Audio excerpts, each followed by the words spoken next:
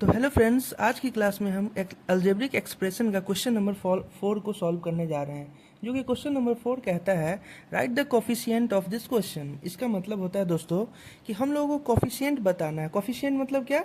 मान लें कि यहाँ पूछ रहा है कि x इन 13x। इसका मतलब है यहाँ 13x में x का कोफिशिएंट क्या है, मतलब x के साथ क्या जुड़ा हुआ है। तो हम लोग क्लियरली देख पा रहे हैं दोस्तों कि x के साथ 13 जुड़ा हुआ है। इसका मतलब क्या होता है कि x का कोफिशिएंट क्या हो जाएगा, x का कोफिशिएंट हमारा 13 हो जाएगा।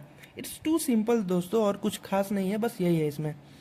यहाँ पे क्या है कि y इन -5y, -5y में y का कोफिशिएंट क्या है, तो -5y में y के साथ क्या जुड़ा हुआ है, y के साथ -5 है। इसका मतलब y का कोफिशिएंट क्या हो गया, -5 हो गया। सिंपल। नेक्स्ट क्वेश्चन है हमारा a इन 6ab, मतलब 6ab में a का कोफिशिएंट क्या होगा, तो a के साथ क्या क्या है, 6 है और b है। इसका मतलब 6b हो जाएगा दोस्तों, ठीक है। नेक्स्ट क्वेश्चन बोल रहा है z इन -7xz। तो -7xz के साथ दोस्तों आप ही बताइए क्या है। z को अगर छुपा ले तो हमें मेरे पास क्या बच रहा है, -7x। मतलब जो भी दिया, अगर z का कोफिशिएंट पूछे तो z को छोड़ के जो भी कुछ बचा है वो हमारा सिंपली आंसर हो जाएगा, ठीक है दोस्तों। नेक्स्ट क्वेश्चन हमारा बोल रहा है p इन -2pqr। तो 2pq में p का कोफिशिएंट क्या है, तो p को अगर हम लोग साइड करते दोस्तों तो p को साइड करने के बाद बचता है हमारा -2, p को हटा देंगे q और r, तो p का कोफिशिएंट क्या हो गया, -2qr। उसी तरीका से y स्क्वायर का कोफिशिएंट बताना है 8xy² में। तो y स्क्वायर तो पूछा ही है, तो y स्क्वायर को हम लोग साइड कर देंगे तो बचा क्या हमारे पास, 8x और z। इसका आंसर क्या हो जाएगा, 8xz, ठीक है दोस्तों। नेक्स्ट क्वेश्चन हमारा 7 नंबर बोल रहा है xq इन xq। अब देखो, अब यहाँ पे समझने की चीज़ है, xq का xq में पूछा है। अच्छा एक बात बताइए दोस्तों, अगर किसी भी चीज़ में कुछ नहीं हो तो 1 तो मल्टीप्लाई होता ही होता है, ये तो आप लोग को भी पता होगा। यहाँ कुछ नहीं है तो 1 इसका मतलब जरूर होगा, इसलिए इसका आंसर क्या हो जाएगा, 1 हो जाएगा, ठीक है। यहाँ पे बताइए x² इन -x², तो यहाँ भी 1 होगा, लेकिन सीधा 1 मत डालिएगा, लेकिन यहाँ पे माइनस है इसलिए यहाँ भी माइनस होगा, इसलिए यहाँ -1 आंसर होगा, ठीक है दोस्तों।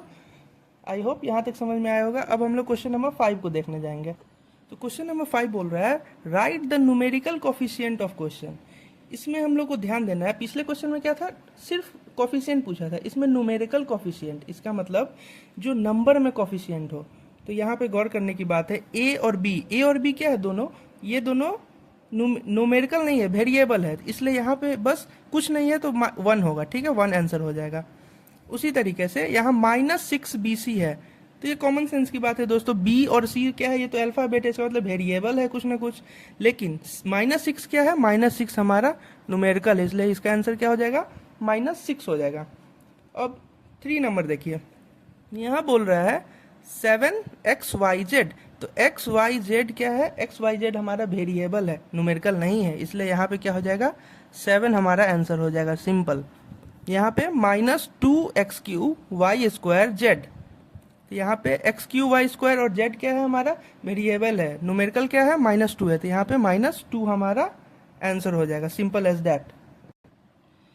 क्वेश्चन नंबर 6 बोल रहा है right the constant term of.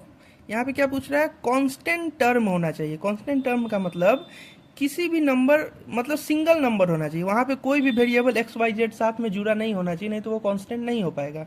जैसे कि 3x² + 5x + 8। तो इस क्वेश्चन में बताइए दोस्तों, यहाँ भी वेरिएबल है, यहाँ भी वेरिएबल है, लेकिन यहाँ कोई वेरिएबल नहीं, यहाँ बस नंबर है।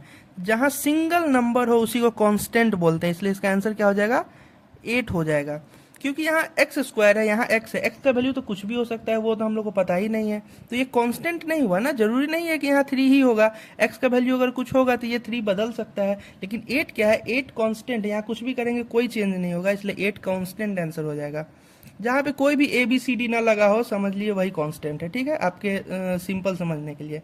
यहाँ देखिए 2 के साथ x जुड़ा है, तो ये भी क्या है, वेरिएबल है, लेकिन 9 के साथ कुछ नहीं जुड़ा है, तो यहाँ पे 9 हमारा क्या हो जाएगा, कांस्टेंट हो जाएगा। लेकिन यहाँ -9 है तो आंसर भी हमारा -9 हो जाएगा, ठीक है दोस्तों। नेक्स्ट क्वेश्चन बोल रहा है 4y² माइनस 5y प्लस 3/5। ये क्वेश्चन आप लोग भी बता सकते हैं, एकदम सिंपल है। यहाँ भी वेरिएबल है, यहाँ भी वेरिएबल है y, तो y वाला होगा ही नहीं। यहाँ पे बस 3/5 बचा है, तो 3/5 हमारा आंसर हो जाएगा। उसी प्रकार से यहाँ भी ZQ minus 2z² plus z minus 8/3। तो यहाँ भी देख रहे हैं हर जगह जेड जेड जेड लगा है, जहाँ भी वेरिएबल लगा हो वो तो आंसर होगा नहीं, क्योंकि वो कांस्टेंट ही नहीं हो पाएगा। तो यहाँ पे हो जाएगा -8/3 आंसर हो जाएगा। तो इसी तरीके से 6 नंबर क्वेश्चन भी सॉल्व हो गया। और क्वेश्चन नंबर 7 हमारा कहता है identify the monomial, binomial and trinomial in the following. Is that very simple, very simple. यहाँ पे दोस्तों बस सीरीज देखना है कितना है। अगर किसी भी दो नंबर या वेरिएबल के बीच में कोई भी साइन है तो वहाँ पे वो सीरीज टूटता है। जैसे -2xyz, ये सब एक साथ है, बीच में कहीं भी प्लस नहीं है। ये -2 तो साथ में है, इसके लिए कोई दिक्कत नहीं है। बट अगर बीच में कोई साइन होता तो ये सीरीज टूटता। अगर एक सीरीज का है तो मोनोमियल, याद रखेंगे, एक सीरीज का मोनोमियल, 2 सीरीज का बाइनोमियल और 3 सीरीज का ट्राइनोमियल। सिंपल।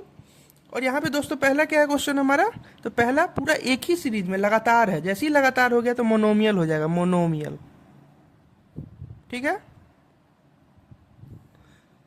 दूसरा क्वेश्चन आप खुद बताना दोस्तों, 5 + 7x³ y³ z³।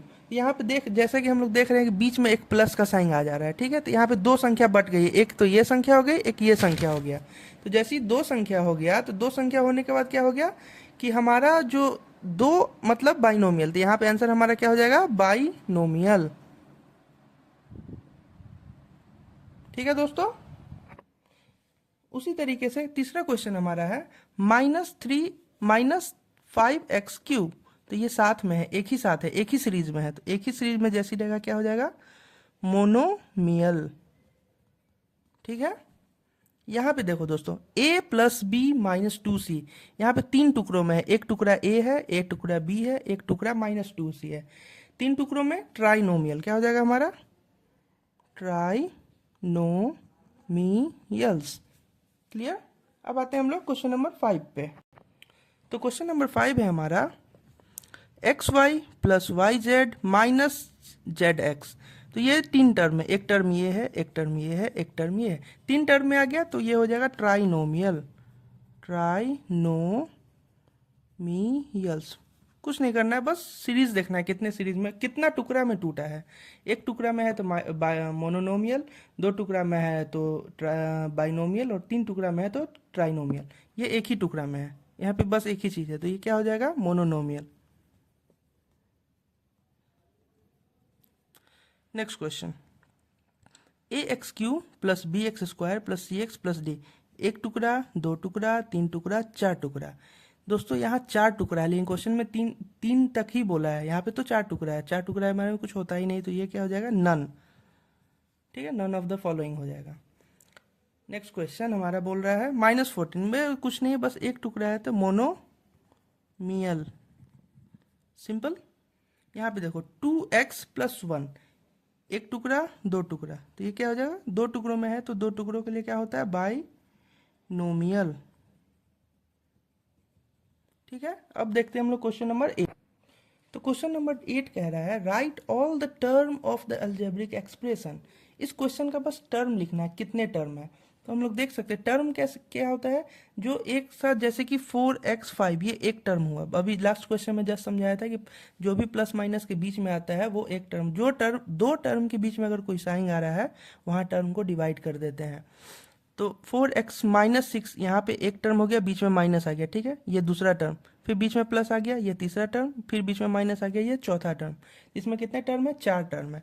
तो 4 टर्म को बस लिखना है, 4x5 कॉमा एक टर्म हो गया, दूसरा टर्म है हमारा -6y⁴ कॉमा +7x²। प्लस लिखना आगे में जरूरी नहीं है, अंडरस्टूड है। अगर आगे कोई साइन नहीं है तो वो प्लस होता है, -9। तो इसमें कितने टर्म है टोटल, 4 टर्म है, चारों टर्म को कॉमा दे के लिख दिए हैं, सिंपल। क्वेश्चन नंबर 2 में भी सेम वही करना है। पहला टर्म 9x³ हो जाएगा हमारा first term, comma second term हो गया हमारा -5z⁴। दो टर्म के बीच में जहाँ साइन आ गया वहीं पे टर्म डिवाइड हो जाएगा, फिर प्लस है तो यहाँ पे एक कॉमा आ गया। तीसरा टर्म हो गया हमारा 7z⁴y, ठीक है। चौथा टर्म हमारा हो जाएगा -xyz, as simple. Okay, question number 9 देख। तो क्वेश्चन नंबर 9 हमारा कहता है identify the like term in the followings. मतलब इस क्वेश्चन में हमें लाइक टर्म को पता करना है। अब लाइक टर्म क्या होता है? लाइक टर्म उसे कहते हैं जिसका वेरिएबल क्या हो, सेम हो। जैसे मान लो कहीं पे a² है, 2a², 3ab है, तो यहाँ पे देखेंगे दोस्तों कि लाइक टर्म क्या है। जैसे कि यहाँ भी a² है, यहाँ भी a² है, इससे मैटर नहीं करता है कि उसके साथ कौन सा नंबर है या कितना नंबर है, लेकिन यहाँ पे 2a² है तो ये दोनों क्या हो गया, लाइक टर्म हो गया। तो जैसे ही यहाँ पे a², ये भी a², ये दोनों लाइक टर्म हो गया। ये लाइक टर्म नहीं हुआ क्योंकि यहाँ पे a के ऊपर कोई पावर नहीं है, इसलिए ये लाइक टर्म नहीं होगा। बस वेरिएबल सेम होना चाहिए, बाकी कोई दिक्कत नहीं है। उसी तरह से क्वेश्चन में देखेंगे, देखिए a² b² -2a², यहाँ भी a² है, यहाँ भी a² है, तो ये दोनों क्या हो गया हमारा, ये दोनों हमारा लाइक टर्म हो गया, ठीक है। उसके बाद c² 4a, बाकी कोई लाइक टर्म नहीं है, तो यहाँ पे लाइक टर्म a² और -2a² है, दोनों को हम गोल कर दिए, ठीक है। आप इसको लिख भी सकते हैं चाहे तो ऐसे, a² -2a² आंसर लिख भी सकते हैं। मैं यहाँ गोल कर दे रहा हूँ, आप अपने नोटबुक में लिख लेना। ओके, अगले क्वेश्चन में 3x 4xy -yz 1/2zy। अब yz हो या zy हो, एक ही बात होती है, ठीक है। तो यहाँ भी zy है, यहाँ भी zy है, तो ये दोनों क्या हो जाएगा हमारा, ये दोनों हमारा लाइक टर्म हो जाएगा, ठीक है। Next question, -2x² x² y 5y² x या x² z। बस थोड़ा सा शांति से समझना है, ऊपर नीचे उसे दिक्कत नहीं है। जैसे कि मान लीजिए 2 × 3 करेंगे तो भी 6 आएगा, 3 × 2 करेंगे तो भी 6 आएगा, ठीक है। इसलिए अगर आगे पीछे ऊपर नीचे लिखा है उससे कोई प्रॉब्लम नहीं होता है, ठीक है। यहाँ देखिए xy², यहाँ पे तो x² है तो ये तो होगा नहीं, y² x। अब ये बताइए y² x लिखा है या x² y लिखा है, दोनों एक ही बात है, ये दोनों क्या हो जाएगा, लाइक टर्म हो जाएगा। यहाँ भी y², यहाँ भी y² x है तो x है, यहाँ x² z है, यहाँ x² y है, यहाँ पे ये डिफरेंट हो गया, यहाँ y है, यहाँ z है, इसलिए ये नहीं हो पाएगा। नेक्स्ट क्वेश्चन, यहाँ पे दो ही लाइक टर्म होगा, ये और ये abc ab²c, यहाँ पे b पे स्क्वायर है, बस ये ध्यान रखिएगा। यहाँ पे abc, यहाँ भी b², यहाँ भी b², बाकी ac दोनों नॉर्मल है। ये दोनों क्या हो गया, लाइक टर्म हो गया। क्यों? क्योंकि यहाँ भी b² है, यहाँ भी b² है। a और b ऊपर कहीं देखिए, दाएं बाएं कहीं ऊपर नीचे लिखा हुआ है उससे कोई प्रॉब्लम नहीं है, स्क्वायर देखना है बस। यहाँ पे b² था, यहाँ भी b² था, बाकी a पे कोई पावर नहीं है, a पे कोई पावर नहीं है, यहाँ भी c पे पावर नहीं है, यहाँ भी c पे पावर नहीं है, बस b का पावर देखना है। यहाँ भी b पे स्क्वायर है और ac सिंपल है, तो ये भी एक लाइक टर्म हो गया। बाकी यहाँ c², यहाँ भी देखिए सेम, b पे पावर है, ac सिंपल है, तो इसलिए ये भी लाइक टर्म हो जाएगा। इस क्वेश्चन में कौन कौन लाइक टर्म हो गया, ये हो गया, ये हो गया, ये हो गया और ये हो गया, ये तीनों क्या है, लाइक टर्म है। तो आज की क्लास में बस इतना ही। आज हमारा अलजेब्रिक एक्सप्रेशन का एक्सरसाइज 8 भी सॉल्व होता है। अब हम लोग ट्राई करेंगे नेक्स्ट वीडियो में एक्सरसाइज 8C को सॉल्व करने के लिए। तब तक के लिए गुड बाय, टेक केयर, और कमेंट करके बताना वीडियो कैसा लगा।